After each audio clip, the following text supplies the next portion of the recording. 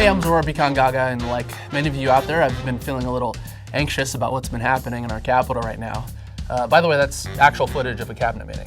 No, I'm just kidding. Clearly that's Voldemort and a bunch of Death Eaters. But if we're making comparisons, Bannon's definitely Voldemort, Trump is Bellatrix Lestrange, Putin's Nagini, and Jeff Sessions is obviously Kreacher the racist house elf. But anyway, we can act as surprised as we want about how far democracy's fallen, but you know who wouldn't have been surprised? George Washington, because he predicted that 221 years ago. Look, I'm not saying that George Washington was the Professor Trelawney of the Founding Fathers. Obviously, he was Dumbledore, and similarly, if we later found out that George Washington was gay, I'd be like, cool, like, I support that. But my point is, in Washington's farewell address in 1796, our very first president gave the American people a series of warnings that he felt could potentially cause the death of our democracy. Warnings that have come to full fruition in 2017.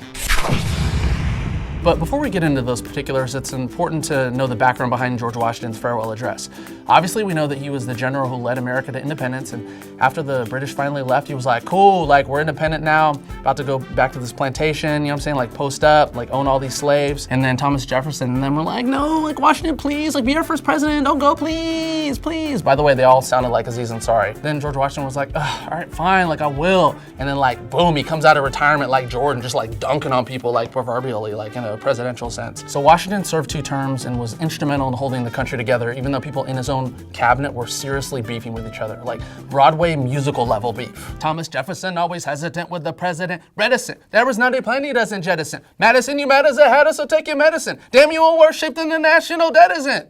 But he kept it all together, and then he squashed this huge rebellion out in Pennsylvania having to do with taxing whiskey, and then he kept America out of this huge war between Britain and France so we could just like chill and stabilize for a second. I mean, for a guy who didn't even want the job, he kind of killed it. I mean, added to the fact that Washington was already a war hero, he could have been president for life if he wanted to. Mind you, this was before term limits, but Washington was like, nah, bro, like, I'm good. I didn't even want to be president, but here, look. Let me set a precedent so these folks don't think that they can be commander-in-chief like for life, because that's kind of dictatory, and plus, like, they ain't me.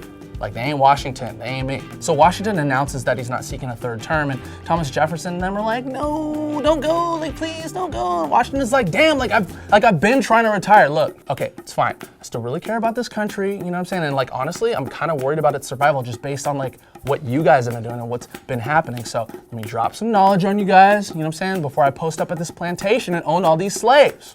Huge slave owner. So, in the fall of 1796, Washington publishes his farewell address, and its overall message was the need for national unity and avoiding foreign wars and warning against hyper-partisanship, issues that are obviously wreaking havoc on our democracy today.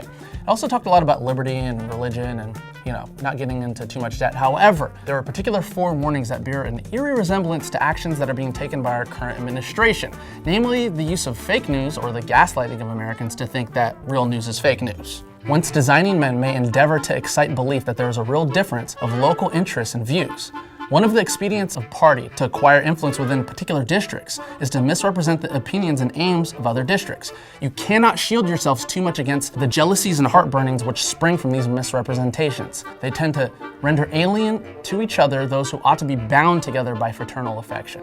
Dude, that's 18th century speak for don't let the fake news divide this country, y'all. And he cautioned against fake news because, quote, cunning, ambitious, and unprincipled men will be enabled to subvert the power of the people and to usurp for themselves the reins of government, destroying afterward the very engines which have lifted them to unjust dominion. Hello, Trump much?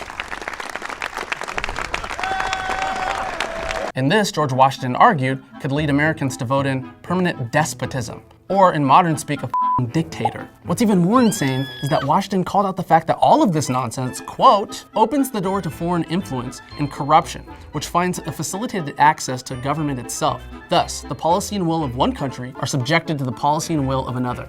Is that not what happened with Russia, like meddling in our election? Like, come on, bruh, like, really? Look, I know that this address was written over 200 years ago, and Washington was specifically referencing partisan fighting within his own administration and the influence of European powers like Great Britain and France. But this wisdom still applies today because guess what? Your teacher was right. History really does repeat itself. And one could also argue that Washington was cautioning our young democracy from falling prey to what eventually destroyed the Roman Empire because The Founding Fathers were kind of obsessed with the Romans. But this doesn't mean that we can't glean wisdom from an old man's parting words. In fact, Washington's farewell address used to be the most widely memorized speech in American schools until Abe Lincoln had to come through with that hot fire Gettysburg Address, and people were like, damn, like that's that new shit. Woo! Still, every year since 1896, it's a tradition in the Senate to read Washington's farewell address on his birthday, and I can only imagine how awkward it was this year. But hey, maybe all this will make Washington's farewell address cool again, and we can finally listen to the old man, even if he literally owned human beings. And whether you believe in small or big government, you're a Democrat, Republican, black, white, male, female, or anything in between, let's all remember the most important identity, being a f***ing American. And since this video is all about George Washington, I think it's only fitting to end on his words. Citizens by birth or by choice of a common country, that country has a right to concentrate your affections. The name American, which belongs to you in your national capacity, must always exalt the just pride of patriotism more than any other appellation derived from local discriminations. With slight shades of difference, you have the same religion, well, not exactly, manners, habits, and political principles. You have in common cause fought and triumphed together. The independence and liberty you possess are the work of joint councils and joint efforts of common dangers, sufferings, and successes. Word. Hey guys, thanks for watching. If you want to subscribe, hit that big C in the middle, or if you want to watch any more videos, hit those boxes to the right. And don't forget the bell notification at the bottom of the screen if you want YouTube to notify you if we have any more new stuff. Thanks.